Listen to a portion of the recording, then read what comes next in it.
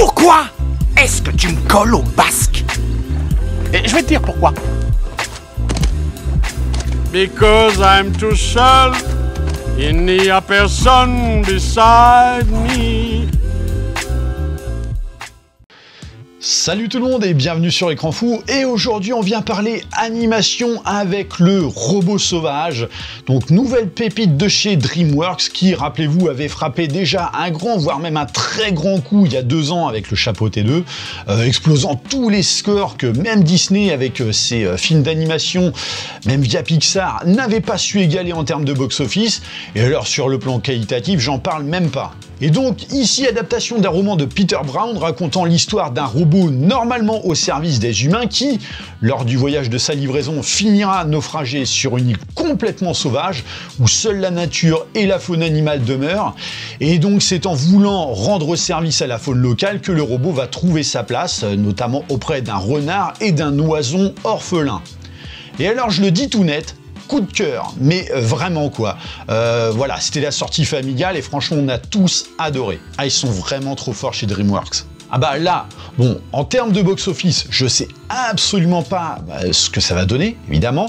Mais alors sur tout le reste, je dis bien sur tout le reste, ça te met la pige, encore une fois, à Mickey, hein. Même à Vice Versa 2, vu de ma fenêtre. Donc film animé réalisé par rien de moins que Chris Saunders. Alors, c'est vrai que c'est peut-être pas le nom le plus évocateur, mais pourtant le mec est un grand nom dans le domaine de l'animation, alors que ce soit en tant que scénariste, puisqu'il a un CV long comme le bras. Mais surtout, ce mec-là, il est aussi le réalisateur de Lilo et Stitch, Dragon, premier du nom, ou encore The Crowds. Donc, pas un branquignol non plus, et alors bon, là, il te le fait savoir dès la première image, hein, avec ce petit style matte painting qui avait déjà fait la notoriété du Chapeau T2, mais aussi d'ailleurs des Bad Guys, et qui donc donne ce petit côté parfois très irrégulier des lignes par des couleurs qui ont tendance à volontairement déborder, et des taches, voire carrément des éclaboussures un peu partout. C'est là la force de DreamWorks d'avoir compris que le photoréalisme de la 3D a fait son temps dans l'animation, hein.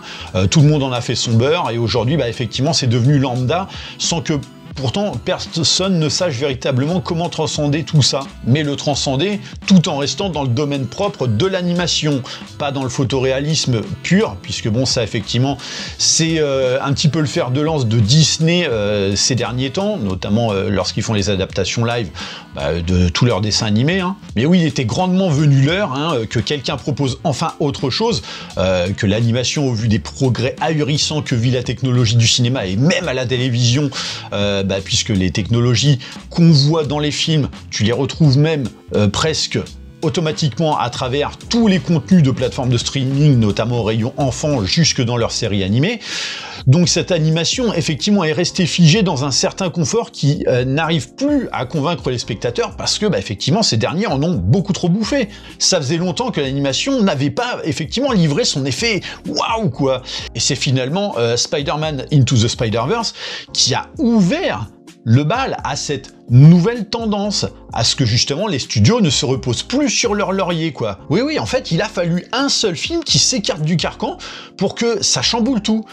Et les studios l'ont bien compris. Alors si bien sûr on fait abstraction de Disney qui se conforte dans son registre, bon, on voit le résultat de, notamment la créativité qui a totalement disparu depuis longtemps chez eux, hein. Il suffit de voir en outre le fiasco de Wish, ou encore des derniers Pixar si on fait abstraction de Vice Versa 2, même si oui, Disney est aussi confronté à un autre problème, c'est le fait de mettre de l'idéologie absolument partout, mais ça c'est un autre sujet. Mais DreamWorks a compris que cette ouverture est peut-être le renouveau de leur studio, puisque bon, ils étaient depuis quand même quelques temps en perte de vitesse, et bon, tirer en longueur sur des franchises comme Dragon, ça va 5 minutes, mais il faut savoir aussi proposer du neuf.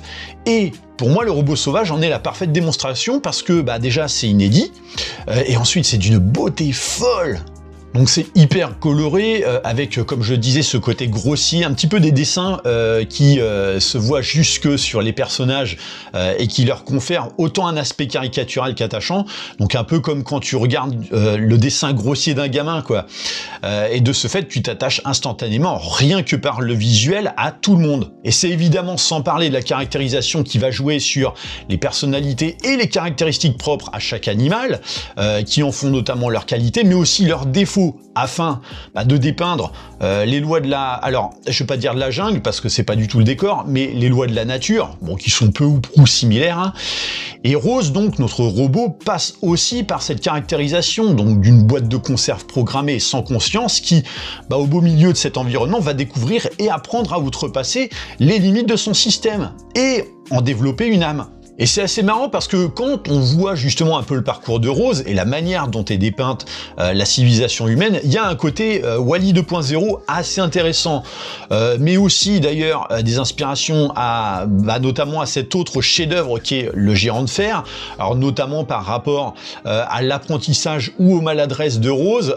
Bien sûr, bon, il y a d'autres inspirations, des petites connotations qui rappellent également donc le Petit Prince, et encore bien d'autres inspirations, mais sans jamais les singer. Voilà, pour moi, le robot sauvage garde sa personnalité propre, et ça, c'est bien. Donc ici, ce monde en perdition qui est dépeint, sûrement à cause de l'homme, mais en fait, le film ne le dit pas, et à la limite, c'est pas gênant.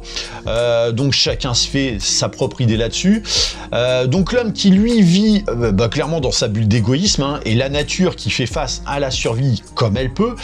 Et c'est finalement ce robot conçu par les humains pour les humains qui va finalement en être leur salut par l'apprentissage de la compassion, à la limite même de faire état d'une certaine humanité que justement le film n'offre pas, et volontairement, aux humains pour le peu qu'on les voit. Ils n'ont aucune caractérisation et agissent finalement presque comme des robots dans leur utopie, alors que les robots qu'ils ont eux-mêmes développés invitent plus à la compassion rien qu'à travers des formules de politesse tout bonnement programmé. Donc évidemment, il y a pas mal aussi de sous-textes dans ce film, comme par exemple sur l'écologie, mais qui n'est pas trop lourdingue, mais assez percutant, et notamment à la fin.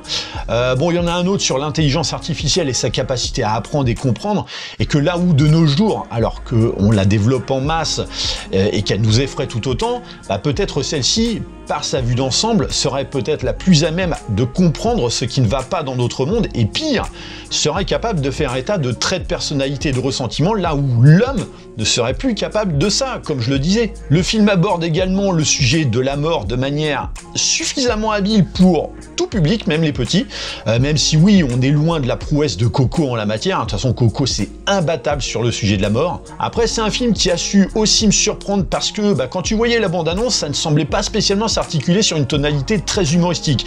Et pourtant, le film invite quand même à rire, et d'ailleurs ça marche plutôt bien, surtout que ça va là aussi principalement s'articuler autour de la caractérisation des personnages. Alors, en exemple, les opossums qui livrent une séquence très fun sur la maternité et la mort, justement. Maintenant, ceux qui espéraient, comme semblait aussi le montrer la bande-annonce, voir un truc avec son bon gros lot d'action, c'est pas la thématique. Même si oui, ça ne va pas en manquer, mais elle reste un prétexte au développement de l'histoire pour l'agrémenter. Et d'ailleurs, même le climax n'est pas ce qu'on retiendra du film, malgré son efficacité. C'est d'ailleurs le seul regret que j'ai de ce film, d'avoir opté pour cette facilité propre à tout film, de finir systématiquement par une bonne grosse séquence de spectaculaire, là où à mon sens, il aurait gagné encore plus à se démarquer des standards en ne tombant justement pas dans ce piège. Tout comme on te pond un antagoniste qui va de pair avec ce climax, mais un méchant prétexte, hein, mais qui selon moi n'est d'ailleurs pas la véritable menace du film. Non, pour moi, le vrai antagoniste, si toutefois on peut le caractériser comme tel, c'est à mon sens la barrière sentimentale chez les personnages qui s'impose durant tout le film. C'est pour ça qu'émotionnellement, le film est très fort, et d'ailleurs les grands moments d'action ont beau être très chouettes et très dynamiques, comme je le disais, c'est pas ce qu'on en retiendra à la fin, puisque effectivement le film parvient finalement à te toucher en permanence et beaucoup plus, et notamment à rendre encore plus épique que les scènes d'action, de simples prouesses de la nature, et notamment lors de l'apprentissage du personnage de Johnny Beck.